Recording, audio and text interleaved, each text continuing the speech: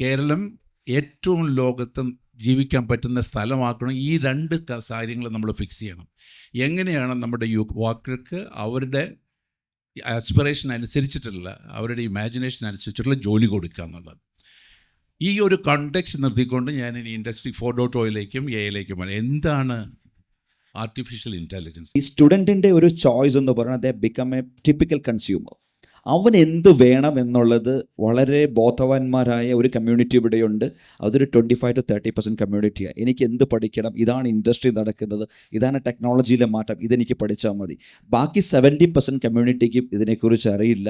Our they are forced to learn what exactly given in the syllabus.